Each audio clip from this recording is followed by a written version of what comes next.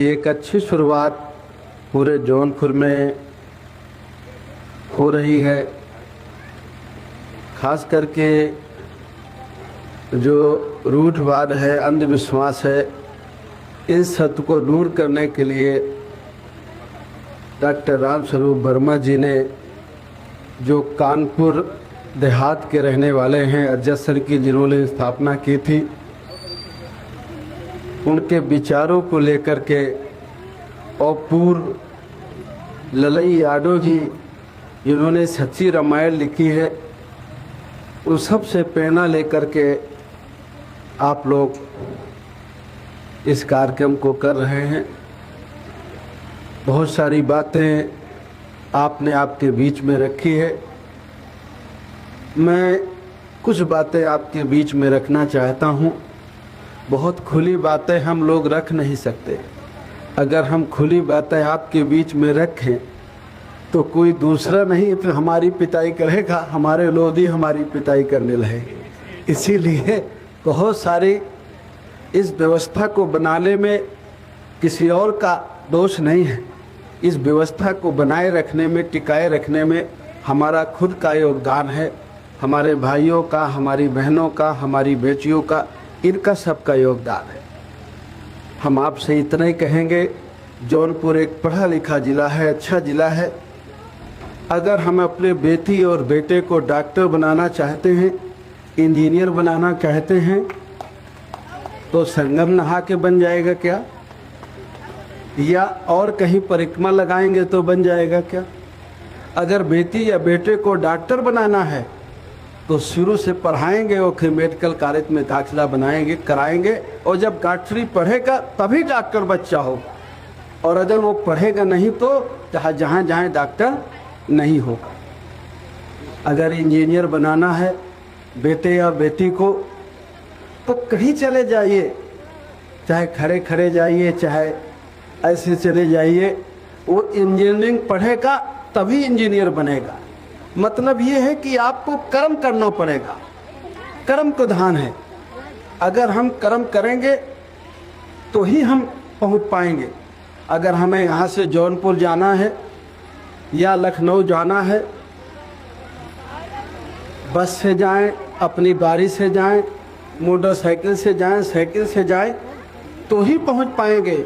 और अगर हम यहाँ बैठ जाएं और ऐसे करें आसन लगा के और कहें कि जौनपुर पहुंच जाएं तो जौनपुर नहीं पहुंचेंगे। ये जो सारी बातें ये कह रहे थे, अर्थ और सारांश यही था।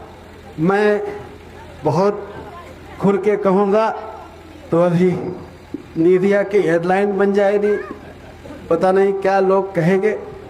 इसलिए मैं इतने कहूँगा कि आपकी ये अच्छी शुरुआत है। हमारे नौजवान बच्चे इन बातों को अच्छी तरह से समझें। हम जो पुराने हैं उनसे हमें कम समस्या है। हमारे जो नए बच्चे हैं, जो नई पीढ़ी हैं, जो व्हाट्सएप और फेसबुक में चल रहा है, वो क्या देख रहे हैं, वो उसी तरह चल रहे हैं। हमारा इतिहास क्या है, हमारी समस्या का समाधान क्या है, वो इस बारे में नहीं सोचते। इसलिए हमारे नौजवान बच्चों को अपना वो समझना है, अपने इतिहास को, अपने हिस्ट्री को पढ़ना है, और कर्म प्रधान है। अगर आप कर्म प्रधान चलेंगे, कर्म प्रधान के आधार पर, तो ही समस्या का समाधान है। और अगर आप सोचे कर्म को छोड़ दें, एक पादरी चर्च में प्रार्थना करा रहा था, तो प्रार्थना करने के बाद वो रोज पूछता था कि किसी की कोई समस्या हो तो मुझे बताए। तो एक दिन पूछ लिया कि ये बताइए कि कर्म करना पड़ेगा तो ही मोक्ष मिलेगा, समस्या का समाधान होगा, या खाली प्रार्थना कर लेंगे तो समस्या का समाधान होगा। अब वो पादरी चक्कर में पड़ गया कि अगर मैं कहता हूँ कि खाली प्रार्थना करो तो कर्म का क्या होगा, और अगर मैं कहता हूँ कि कर्म करो तो फिर जो मैं इतने दिन से करा रहा हूँ प्रार्थना, उसका क्या होगा। उसने कहा कि मुझे 1 हफ्ते का समय दो, मैं आपको उत्तर दूंगा। कहा ठीक है। 1 हफ्ते का समय उसने लिया। पादरी इसी में परेशान रहता था कि मैं क्या उत्तर दूं। अगर मैं कर्म के सिद्धांत को ले जाता हूं तो जो मैं करा रहा हूं उसका क्या होगा। 4 दिन 5 दिन सोचते सोचते वो रहा, और एक दिन वो सोचते सोचते सोया और देखा कि वो सोते गया स्टेशन पर, ट्रेन पे पहुंच गया और ट्रेन स्टेशन पे खड़ी थी और उसमें लिखा था स्वर्ग लोक। तो उस ट्रेन पे सवार हुआ और स्वर्ग लोक गया। स्वर्ग लोक पहुंचा और देखा कि भाई कहाँ हैं लोग, जो अच्छे अच्छे लोग हैं वो कहाँ हैं।